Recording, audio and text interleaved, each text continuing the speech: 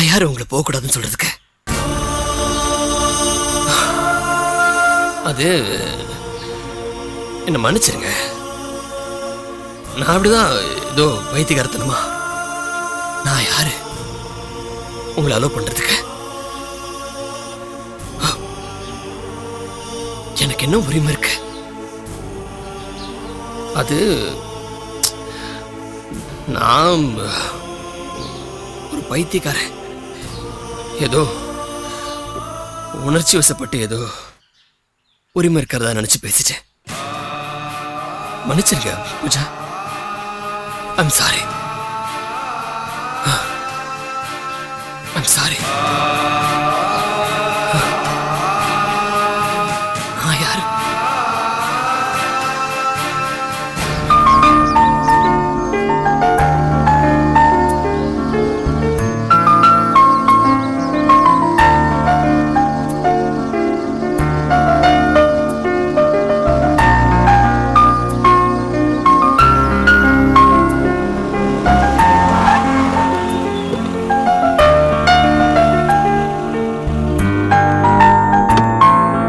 இங்க லலிதான்னு இருக்காங்க. நீங்க சார்? நான் அவங்க ஹஸ்பண்ட். அப்படியா? கொஞ்சம் இருங்க, வர சொல்றேன்.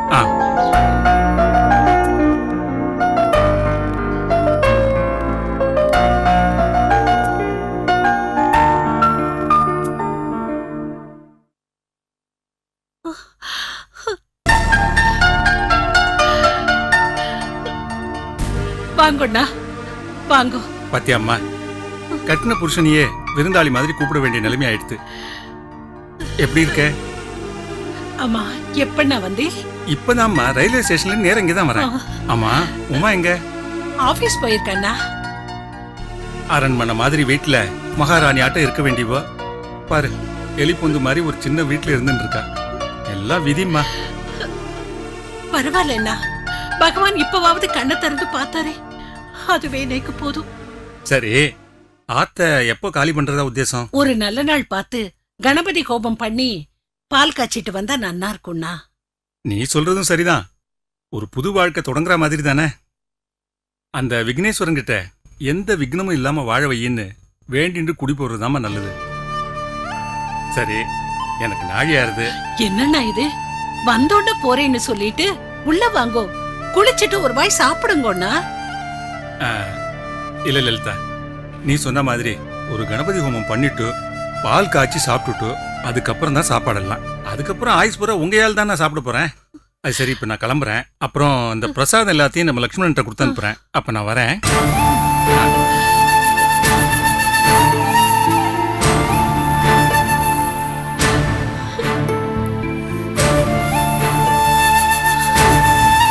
பகவானி,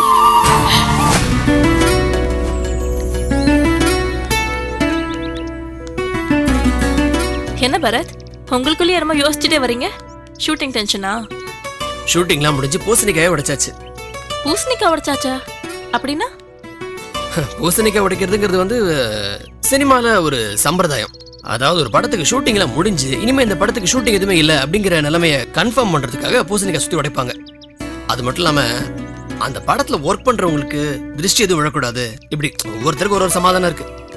பரவாயில்லையே, இந்த காலத்துல விஞ்ஞானம் இவ்வளவு வளர்ந்துருக்கிறப்போ நீங்க என்ன இதெல்லாம் ஃபாலோ பண்ணிட்டு இருக்கீங்க? என்ன இப்படி சொல்றீங்க? எங்க சினிமா ஃபீல்ட்ல தான் இந்த சம்பிரதாயம், பக்தி, சென்டிமெண்ட் இதெல்லாம் ரொம்ப ஜாஸ்தி. ஆனா நான் இப்ப யோசிச்சுக்கிறது அதை பத்தி இல்ல. வேற என்ன? பூஜாவும் நீங்களும் சிங்கப்பூர் போனதுல இருந்து ஒரு விஷயம் மனசை உறுத்திக்கிட்டே இருக்கு. என்ன? உமா, முன்ன இருந்த பூஜாவுக்கும் சிங்கப்பூர் போயிட்டு வந்ததுல இருந்து இப்ப இருக்கிற பூஜாவுக்கும் ஏதாவது வித்தியாசம் தெரியுதா? இல்லையே, எனக்கு ஒரு வித்தியாசமும் தெரியலையே. எப்பவும் போல ஃப்ரீயா தானே இருக்காங்க.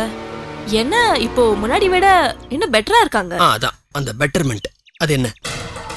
அதாவது அவங்க சிங்கப்பூர் போறதுக்கு முன்னாடி தான் யாரு என்னன்னு அவங்களுக்கு விவரம் தெரியல, குழப்பமா இருந்தாங்க. இப்பதான் அவங்களுக்கு எல்லா உண்மையே தெரிஞ்சு போச்சே, அதனால அவங்க கிட்ட ஒரு தெளிவு தெரியுது. ஓகே ஓகே, நீங்க சொல்றது வந்து உங்க பாயிண்ட் ஆஃப் வியூல பார்க்கும்போது கரெக்டா இருக்கு. ஆனா எனக்கு, நான் என்னுடைய கோணத்துல பார்க்கும்போது இதையும் தாண்டி வேற சில மாற்றங்கள் எனக்கு தெரியுது. என்ன வித்தியாசம் பரத்? இப்படி எனக்கு எப்படி எனக்கு வார்த்தைகளால் சொல்ல தெரியல. அதாவது பூஜா முதல்ல இங்க இருக்கும்போது ரொம்ப இன்னசென்ட்டா குழந்தைத்தனமா இருப்பாங்க. இப்ப அப்படி இல்ல. இப்ப அப்படி என்ன வித்தியாசத்தை உணர்ந்தீங்க? அதை நான் சொன்னா எனக்கு எப்படி சொல்றதுன்னு தெரியல. பூஜா உங்ககிட்ட முதல்ல மாதிரி இல்லையா? அச்சா இல்ல, என்கிட்ட எப்பவும் போலதான் இருக்காங்க. ஆனா அதையும் தாண்டி இப்போ அந்த ஆட்டோ ஆக்சிடென்ட்ல நான் பார்த்த பூஜாவுக்கும், அதுக்கப்புறம் கார் ஆக்சிடென்ட் ஆகி குழந்தை மாதிரி இருந்த பூஜாவுக்கும், சிங்கப்பூர்ல இருந்து வந்திருக்கிற பவித்ராங்கிற பூஜாவுக்கும் வித்தியாசம் இருக்கு. அந்த வித்தியாசத்தை என்னால உணர முடியுது. என்ன வித்தியாசம் பரத்? எனக்கு எதுவும் அப்படி தெரியலையே. எப்போ அவங்க ஒரே மாதிரி தானே இருக்காங்க. இல்ல உமா, முன்ன இங்க இருக்கும்போது அவங்க ரொம்ப நிதானமா இருப்பாங்க, இன்னசென்ட்டா இருப்பாங்க. ஆனா இப்ப அப்படி இல்ல. ஏதோ ஒரு தேடல் அவங்களுக்குள்ள இருந்துகிட்டே இருக்கு. என்னன்னு எனக்கு புரிய மாட்டேங்கிறது. நான் உங்ககிட்ட கேட்ட சொல்ல மாட்டேங்கிறாங்க. அவங்க கிட்ட கேட்க வேண்டியது தானே? நான் கேட்டேனே, ஒண்ணு இல்லைன்னு சொல்லி மழுப்புறாங்க.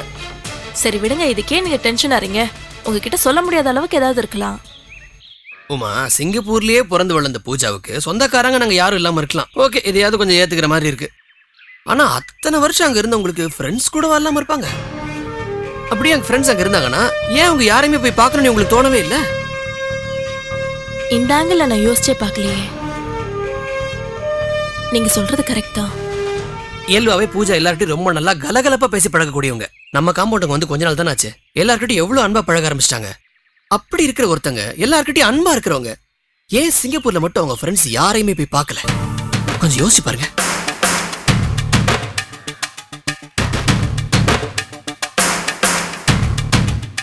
சரி விடுங்க, நேரம் வரப்ப அவங்க கிட்ட கேட்கலாம்.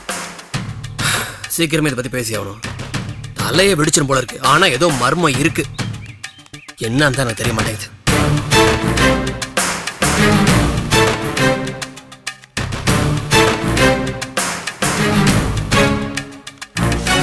பெரிய டைரக்டர்னா பெரிய டைரக்டர் தான். ஆமா ஆமா, என்னத்த சொல்றது சொல்லுங்க. படம் போட்ட தியேட்டர்ல எல்லாம் நல்லா வசூல். நிச்சயமா அடுத்த படத்துக்கு நான் அவரை தான் புக் பண்ணணும்ன்ற ஆசையோட இங்க வந்து நல்ல அருமையா வந்திருக்கு. அடுத்த படம் நிச்சயமா எனக்கு தான் தருவாரு. படம் எனக்கு தான் கொடுப்பாரு. எத்தனை வருஷமா அவர் எனக்கு பழக்கம். நான் எவ்வளவு பணம் வேணும்னு கொடுப்பாயா? நீ என்னையா உனக்கு தான் படம் இருக்கா? நானும் கொடுப்பேன். உங்களுக்கு தான். சரி, படத்துக்குலாம் மசிய மாட்டாரு சார். வந்துடும், இருங்க. அவருக்கு எந்த கம்பெனி பிடிக்குதோ அந்த கம்பெனி தான் பண்ணுவாரு. இருங்க, கொஞ்சம் இருங்க. வணக்கம் சார். வணக்கம் வணக்கம் வணக்கம் சார். வணக்கம். வாங்க வாங்க வாங்க. Hello sir. Hello hello. என்ன இதெல்லாம்? ஏன் என்னங்க? படத்தோட வெற்றிக்கு என்னுடைய வாழ்த்துக்கள். Thank you thank you. தேங்க்யூ. யோசிச்சுப்பா. நீங்க வேறியா? சரிதான், கலர் கலரா கொடுக்குறீங்க. வாழ்த்துக்கள் சார். ரொம்ப நன்றி. வாழ்த்துக்கள் சார். என்னங்க மீனுக்கு வலை போடுற மாதிரி? எதுக்கு சார் இதெல்லாம்? நீங்க வேற சார், உங்க படம் பாக்ஸ் ஆபீஸ் ஹிட் சார். ஏன் சரியா ஒட்டலையா? சார், பாக்ஸ் ஆபீஸ் ஹிட்டா இருந்தாலும் பாக்ஸுக்குள்ளேயே இருந்தாலும் ரெண்டையுமே நான் ஒன்னா தான் எடுத்துக்குவேன் சார். பெரிய ஹீரோ நடிச்சு 4 படம் வெளியே வந்தது, 4மே அட்டர் ஃபிளாப் சார். உங்க படம் வெளியில வந்தது சூப்பர் டூப்பர் ஹிட் சார். ஆஹா, அது இப்ப சொல்லாதீங்க, நல்லா ஞாபகம் வச்சுக்கங்க. அடுத்த படத்துக்கு உங்ககிட்ட விலை பேச வரும் பாருங்க, அப்ப சொல்லுங்க. சார், கிளைமேக்ஸ் தான் சார் படமே.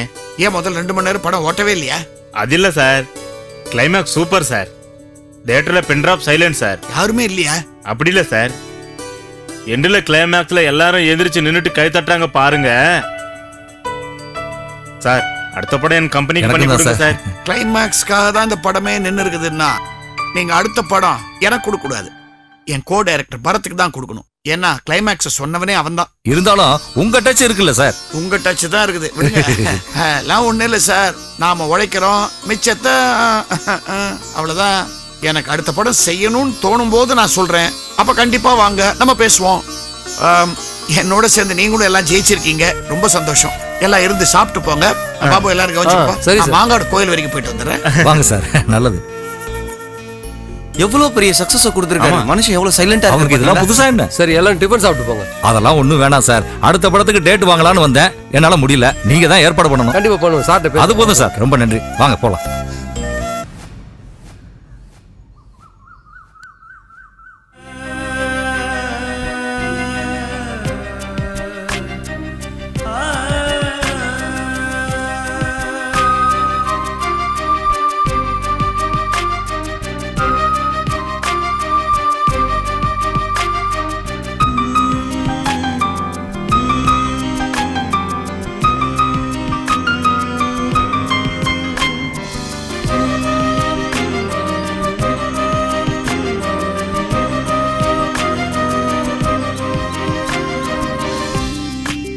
சாரி பூஜா, என்ன மன்னிச்சிருங்க.